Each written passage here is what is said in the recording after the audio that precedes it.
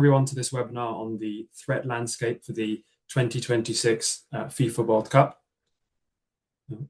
Today, here are your panelists. It's Azul Hidalgo Sola, an intelligence analyst for the Americas, myself, intelligence analyst for Latin America, and Claire Brady, principal analyst for North America. This webinar is a follow-up to a report that the three of us co-authored on the threat landscape for the World Cup. We'll be covering a lot of the same ground here, but please, if you have any questions throughout, drop a message in the chat box. We will get to it towards the end. Just a heads up that this webinar is hosted under Chatham House rules, so please feel free to use any information provided in this webinar, but please don't attribute the information to a particular speaker. So I'll kick off with a tiny bit of context for those not fully aware. So between the 11th of June and the 19th of July, Canada, Mexico, and the US will jointly host the 2026 FIFA World Cup. The 48-team tournament, comprised of 104 games in total, will take place in stadiums across 2 Canadian cities, 3 Mexican cities, and 11 US cities. The tournament's opening ceremony will be held at the Azteca Stadium in Mexico City for the first match on the 11th of June, and the event will conclude with the 2026 World Cup final at the MetLife Stadium in East Rutherford, New Jersey on the 19th of July. Throughout this meeting, we'll talk about some reputational risks, security risks, travel risks, hooliganism, and a general sort of geopolitical considerations to think about as we head up to this event. And then obviously we'll finish with a Q&A where you can put messages in the chat box, and we'll endeavor to get to all of them before the time is up.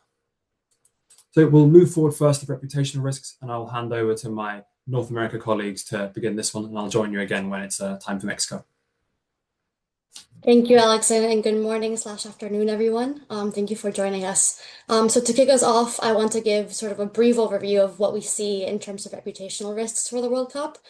So from the US side, our overall assessment is that unrest related to domestic immigration and foreign policies will elevate the likelihood of sponsors becoming associated with contentious issues, increasing reputational risks. So one of the triggers of unrest that we're seeing is immigration enforcement operations with growing anti-ICE demonstrations, especially if ICE agents are deployed, or increased operations in host cities, which the administration has already signaled that it may pause, or the threat to deploy National Guard troops to address crime rates, as they did with Los Angeles a couple weeks back.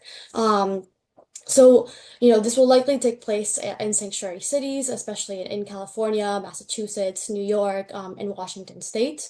We assess that, immigrant right groups will likely target FIFA sponsors that are publicly kind of perceived as complicit in ICE operations or whose branding dominates fan zones. So as an example of this, Home Depot has recently been the target of many anti-ICE nationwide demonstrations at its branch locations. So sponsors who share spaces with firms associated with immigration enforcement efforts are more likely to be targeted. And then another form of protest that may be prevalent at the tournament would be anti-war, kind of more linked to the Israel-US-Iran conflict currently, and pro-Palestine movements. So any development in foreign policy, such as an escalation in the war, will likely trigger high turnout demonstrations at venues and fan zones that will likely seek to capitalize on the international media exposure. So decreasing additional risks for any sponsors within, with branding within camera range of demonstrations. On the Canadian side, tournament sponsors will likely face elevated scrutiny from environmental, indigenous, and social activism groups, so a little bit different from the US, with heightened exposure to reputational risks tied to kind of indigenous rights demonstrations, such as the ones in the 2010 Winter Olympics in Vancouver, the No Olympics on Stolen Native Land. So that can kind of trigger high turnout demonstrations with cohesive action. And in terms of social justice groups, city efforts to improve crime and homelessness rates ahead of the tournament will draw scrutiny from these groups, that are mainly concerned with affordability concerns and displacement. So any upticks in domestic unrest will be driven by activists' kind of scrutiny over FIFA and event sponsors' kind of approaches to community outreach. And so we assess that firms in the extractive, hospitality, and banking sectors will be kind of the likely targets for activism within Canada during the tournament. And then thinking kind of more overarchingly of the tactics that will be used across both countries. That includes kind of social media campaigns, which will link brand logos to their messaging, ambush protest imagery, which refers to the tactic where activist groups position themselves and their banners within camera range of fan zones to force editorial association in news coverage, coordinated encampments and visuals like we've seen in pro-Palestine demonstrations, and blockading of transit routes near tournament locations. And with that, I will hand off to Alex. Thanks, Azul. The environment in Mexico is a touch different. I think there are two key areas that we're looking at currently as the key sort of threat vectors here, and that's anti-gentrification protests and counterfeit merchandise. Many may have seen that in July and August in 2025, we saw a series of anti-gentrification protests in Mexico City, where we saw incidents of vandalism and harassment of tourists, particularly vandalism of sort of storefronts. And then we saw a smaller version of protests again in March, where we saw blockades of some highways within Mexico City. These follow narratives of increasing rent prices, often attributed to short stay rental companies like Airbnb, which is one of the sponsors of the World Cup. So during the World Cup process, we're likely to see protests against Airbnb, protests against short stay rental companies, but also sort of a revival of these anti gentrification narratives. What will this look like in practice? Well, we'll likely see these protests again, small scale roadblocks in Mexico City on key highways like the Periférico Sur, for instance. And then similarly to the US, sort of social media campaigns, ambush style campaigns, but even sort of vandalism as well, looking at storefronts, but also at, World Cup events. So perhaps at fan zones, perhaps at sort of World Cup events. On the other side, we're seeing the counterfeit merchandise. So, in a recent operation in Mexico City in the Tepito neighborhood, we saw the Mexican authorities seize 25 tons or around 81,000 World Cup related merchandise artifacts. We're likely going to see an increase in production of these counterfeit items, particularly sort of replica jerseys, largely produced in Asia and imported to Mexico in the coming months. The sort of production and selling of these counterfeit merchandise, particularly around the World Cup and national teams, poses increasing risks of IP theft, but also reputational risks for textile producers if these items are created with poor quality textiles, for instance, leading to damage, but also perhaps public health issues. So a slightly different threat landscape when it comes to reputational risks in Mexico. Turning next to the security environment, we'll go back to the US to begin here. So Claire, I believe. Yeah, thank you everyone for attending. And as Alex said, I'm going to start focused on the US and specifically the risk of an extremist attack. This is obviously a very salient topic given the latest assassination attempt against President Donald Trump. But all that to say is the World Cup will absolutely elevate the threat landscape in the US across all of the match locations. Extremist motivated actors are very likely to view these World Cup venues as an attractive target, given that they attract, large crowds. They're in major cities, and these cities themselves and the games and the stadiums are very likely going to be viewed as symbols of U.S. prosperity and power. In this case, any attack would very likely be just conducted by a sole perpetrator, utilizing a vehicle or a firearm versus, a very large coordinated group style attack. These opportunistic attack risks will be greatest for what are perceived as soft targets, such as just large crowds outside match venues, and outdoor fan zones, or simply along the city streets. An example of this is there was the vehicle ramming attack during the national championship for the college football games about 2 years ago. So that kind of style of simplistic means to conduct a low capacity attack is what would be most likely. We assess that the largest driver of attack risks in the U.S. Stems from the U.S.'s continued involvement in the Israel-U.S.-Iran war. And, despite the fact that there is a tentative ceasefire that is ongoing, sustained volatility around the Strait of Hormuz and in the entire region in the run up to the World Cup will still increase this risk. And even in the case that the conflict is completely over with by the time the World Cup starts, we assess that the US will still remain an attractive target for actors, inspired by the war, no matter the trajectory of the conflict.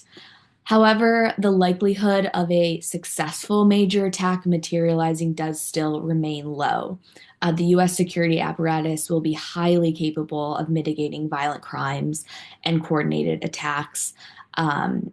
Just to note, the tournament has been designated a national security special event, meaning that the White House and the Department of Homeland Security have created a task force to manage federal assistance, funding, and intelligence support.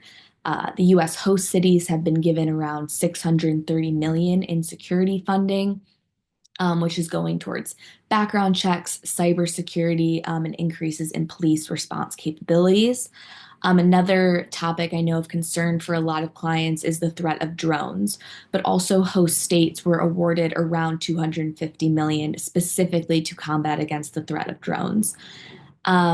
And while reports originally indicated that this dispersal of funds was delayed from its original January delivery date, we do still assess that the host cities and states will have sufficient law enforcement and security operations for each match.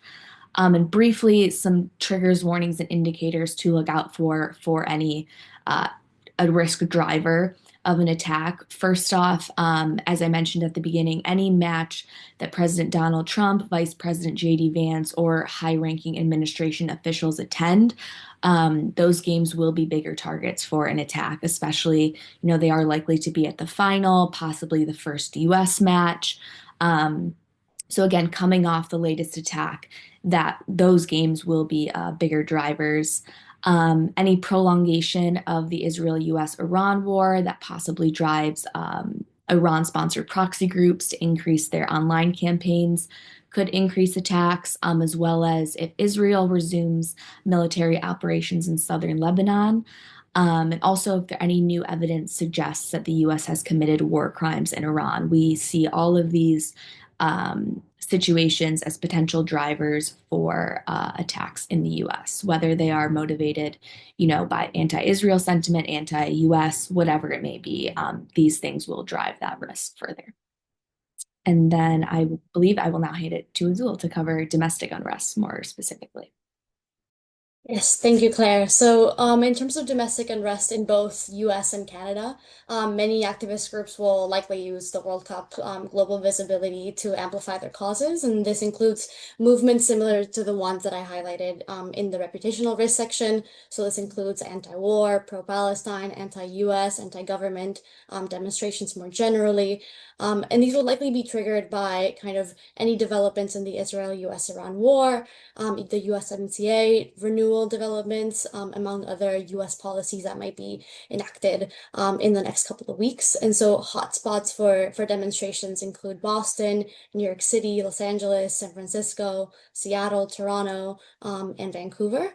And so while operational and traffic disruption will likely be elevated for the duration of these demonstrations, we assess that the risk of clashes with security forces or counter demonstrators will be mitigated by the elevated security presence at the event and fan zones.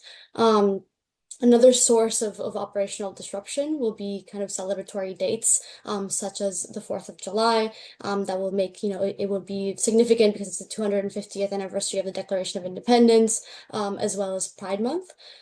So here, LGBTQIA activist groups will likely use the World Cup as a platform to protest against homophobic chants or protections in countries where it's illegal to be part of the community. As well as, will be susceptible to mis and disinformation campaigns regarding kind of bans on pride flags, like we saw was the case in the Club World Cup.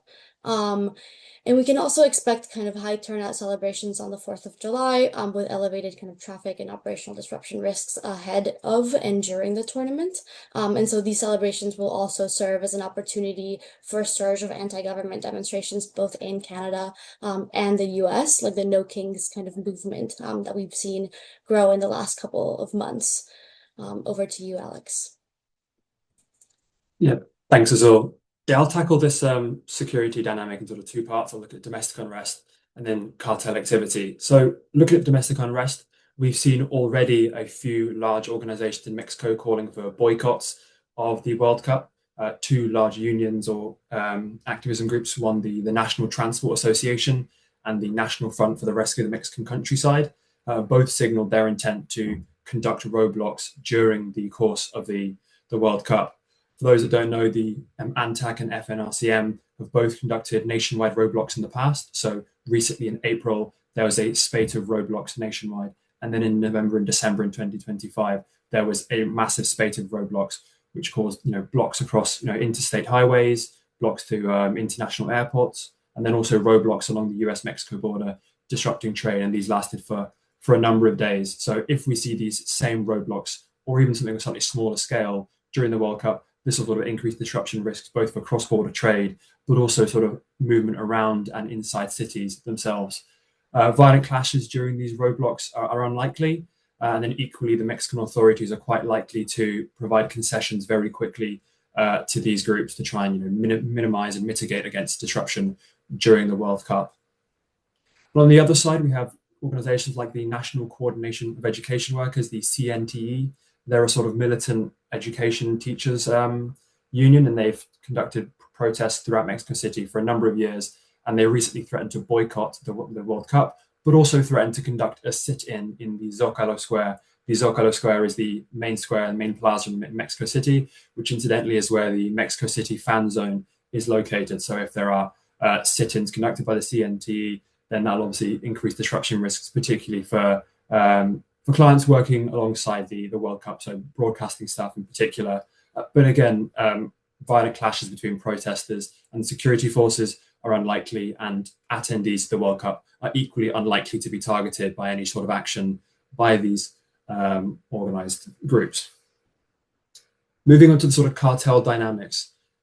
In a broad sense, cartels are very disincentivized to cause disruption to the World Cup. These organizations are purely profit-driven, and given the heightened scrutiny on the event, particularly from the Mexican security forces, but also the Trump administration, which has had a very sort of hawkish approach to organized crime in Latin America lately, it's against their interest to cause a scene, to make a ruckus, particularly if it's affecting US citizens, US national interests, as with this World Cup will be. These organized crime groups will also be making money quite a lot from the event. So they'll be extorting local businesses, but also reaping rewards from sort of drug profits from the deluge of foreign visitors to the country. So it's not in their interest to disrupt events and attack the events. Looking more closely at the CJNG, so the Jalisco New Generation Cartel, Guadalajara is one of the event cities, which is in Jalisco State. Recently, on the 22nd of February, the Mexican authorities killed Nemesio Ruben Oseguera Cervantes, alias El Mencho, who was the leader of the CJNG. Following El Mencho's death, there were nationwide roadblocks, narco bloqueos, they're called in Mexico, across 20 states, and attacks against the security forces in the tens of deaths on both sides. And there was a particular focus for these narco bloqueos in the city of Guadalajara itself, one of the host cities, but also in Puerto Vallarta as well, which is a very large tourist destination for North American tourists. What does this mean? We see it as more a knee-jerk reaction from the cartel rather than being indicative of a protracted conflict. It was an attempt to show their strength as security forces nationwide, but we've seen the violence die down to pre-February 2022 levels within days of the event itself, which points to us as being more of a short-term issue. That leads to the next issue of, well, what's the succession like of the CJNG? Currently, reports are showing that Juan Carlos Valencia Gonzalez, which is El Mencho's stepson, alias El 03, the number 3, has taken over the CJNG, and there doesn't seem to be any internal moves against him currently. So we're not likely to see an internal CJNG conflict like we're seeing in Sinaloa right now, where there's a split between two major factions. So this decreases the risk of armed conflict in Jalisco state, but also in sort of peripheral CJNG controlled or affiliated regions. At the same time, the Mexican authorities are unlikely to launch major security offensives against the cartels in order to mitigate retaliation, because a major security offensive is often accompanied by a retaliation by the cartels. And this is, to mitigate disruption to the World Cup, decrease, international scrutiny of Mexico and its security environment. However, two things to note is this week we have seen two operations by the Mexican security forces taking out cartel leaders. So we saw the arrest of El Jardinero, who is a key or chief operator within the CJNG. This arrest occurred in Nayarit near Puerto Vallarta. And we also saw the arrest of El Metro Nueve, who is a leader within the Los Metros cartel in Tamaulipas, which triggered a US security alert for Reynosa along the US-Mexico border. This points to us that we're looking a bit more like a kingpin strategy of late by the Mexican security forces. So this is going after the leader of cartels rather than launching large-scale territorial conflicts. But if we see an increasing number of these kingpin arrests or takedowns, that could possibly point us towards increasing risk of retaliatory violence. So it's definitely a trigger warning indicator to look for, one, ahead of the World Cup, but two, more broadly for Mexico's security environment.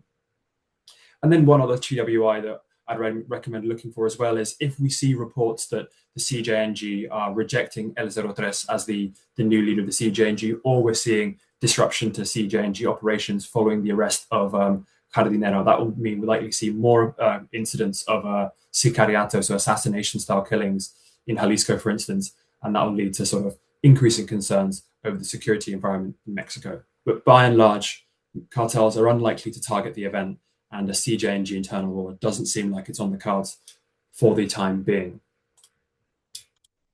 Now to transition to a slightly related theme to travel risks, I'll hand back over to my North American colleagues for coming in with Mexico once again. Yeah, thank you. So we've talked a bit about the Trump administration's crackdown on unauthorized immigration as a driver for domestic protests and attack risks, but it also is going to present a risk for international attendees coming into the US just to watch games or traveling between the US and internally while already in the country. We know that the Transportation Security Administration and Customs and Border Protection have intensified the security screenings of foreign travelers and visa holders throughout entry checkpoints. And, as this is the case in the run up to and during the World Cup, travelers will continue to face very heightened scrutiny when entering and traveling domestically in the US. Specifically, we know that since January 2025, ICE has arrested over 800 people based on tips shared by federal airport security officials. So we do know that they are screening for this. As a result, non-US citizens will possibly undergo advanced security, questioning over documentation, and electronic security devices when entering the US. There have been some locations that have been noted for higher frequencies of electronic device searches, including the Miami International Airport, the Washington Dulles International Airport, which goes into DC, as well as the El Paso Land Port, which is in Texas and goes between the US and Mexico, as well as the Buffalo Land Port in New York, which goes between the US and Canada. And during this process, we do assess that any minor infractions or lack of compliance in any way from travelers could possibly result in immediate deportation, refusal of entry, or prolonged holding at entry points. During the tournament, the continued enforcement of the Trump administration's travel bans and restrictions will also curtail certain individuals from entering the U.S. So back in January, travel restrictions for 35 countries went into effect. And in the short term, we do believe that visa holders already in the U.S. that are linked to these countries will also undergo intense federal scrutiny anyway. Also in January, the State Department suspended processing for immigrant visas for applicants from 75 countries. And while this pause does not impact tourist visas, visitor visas, applicants from these countries will again undergo very intense security measures. Additionally, travelers from 5 countries qualified for the tournament will possibly be required to pay a refundable bond, of up to 15,000 US dollars to enter the US under the new bond pilot program. So creating some significant compliance risks for those citizens. And finally, in the run up to the World Cup, there was a lot of concern over the shutdown of the Department of Homeland Security and how that could impact travel to the US. But luckily, yesterday, Trump signed into law legislation funding the department, and that included the Transportation Security Administration, meaning that the risk of movement disruption at major airports will be significantly lessened.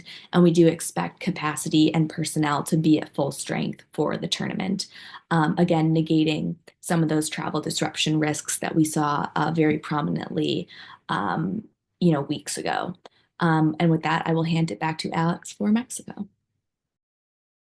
Thanks so much, Claire.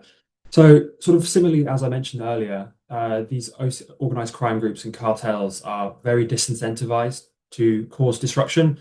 And this goes for the same for, when it comes to targeting foreign nationals. So we assess that attacks and kidnaps for ransoms knowingly against foreigners is unlikely to highly unlikely, as this will continue to draw increased scrutiny both from Mexico, but also from the US, likely impacting their financial revenues, and also impacting their own physical security, given that security operations against them become increasingly likely.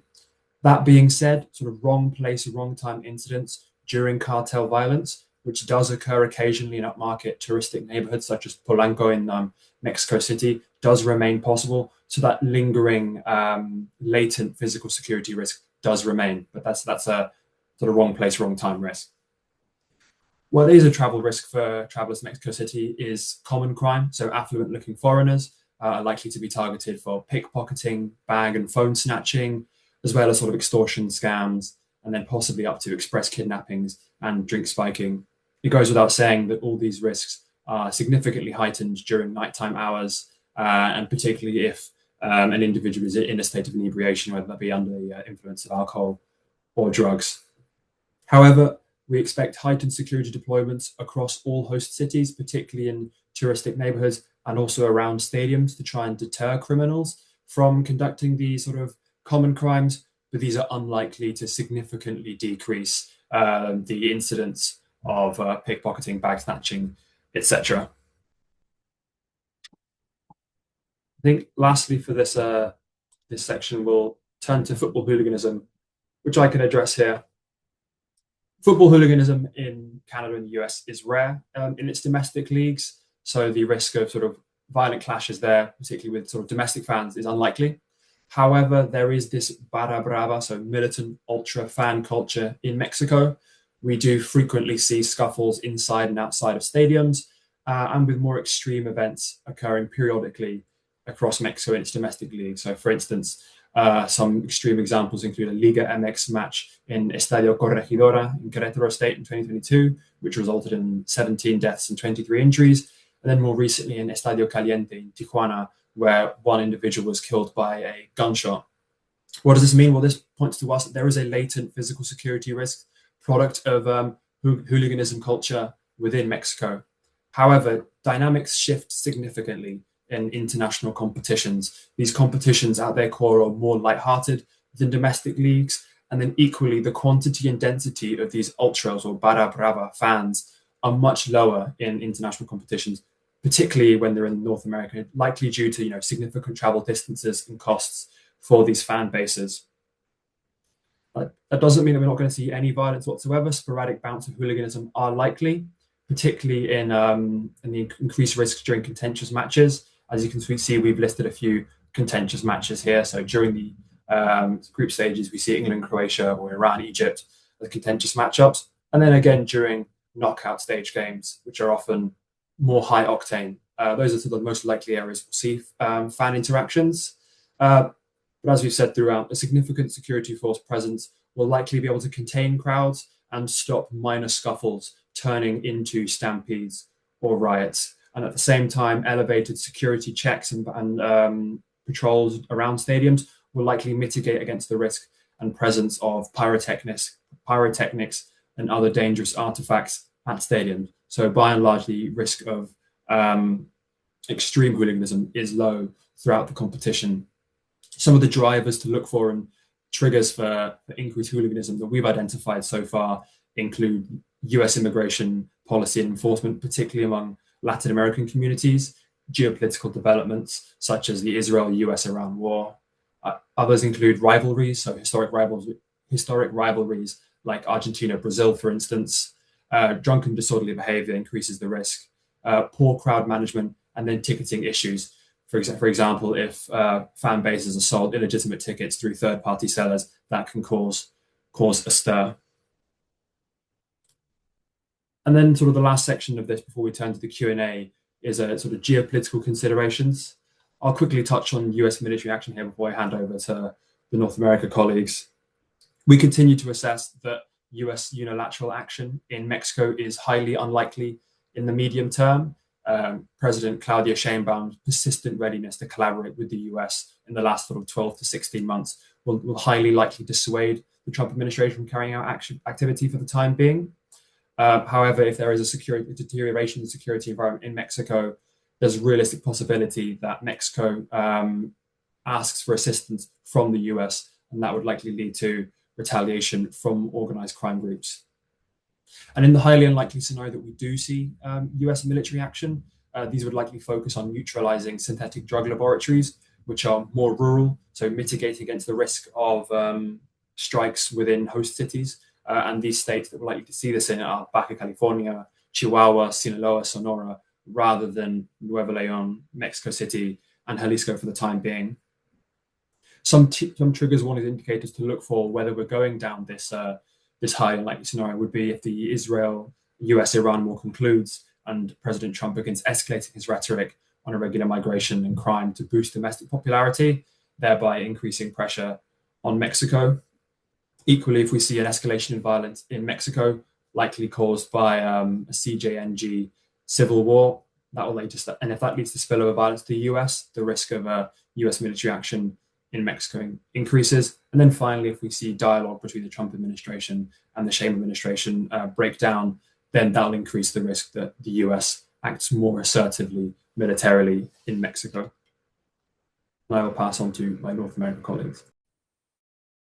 Thank you, Alex. Yeah, so I don't want to go into too many details about USMCA renewal negotiations since it's a bit outside of the scope of the webinar. But I do want to flag that there will be a scenarios report coming out next week that goes into great detail about the dynamics that we are seeing there currently.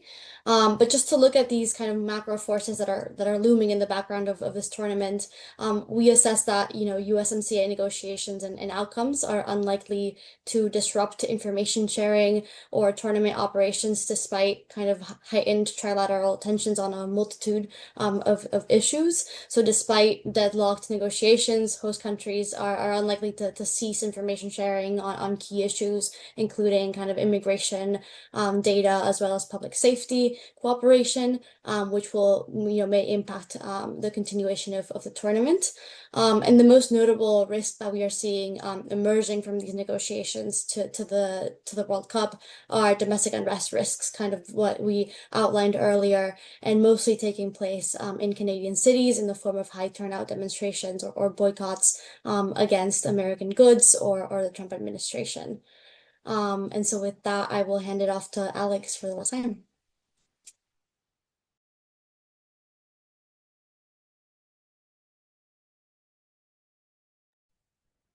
Yeah, thank you, Azul, and thank you really for attending the webinar. Please put any questions that you may have in the Q&A box. But if we don't have many questions through, happy to give everybody some more time back for their Fridays. But I'll kick us off by asking my American colleagues a little bit about travel for the US. A lot of foreign tourists and travelers to the US are concerned about sort of phone screening for tourists when entering the US. Could you expand on that? Is that a sort of empty threat, or is that something for people to keep an eye on?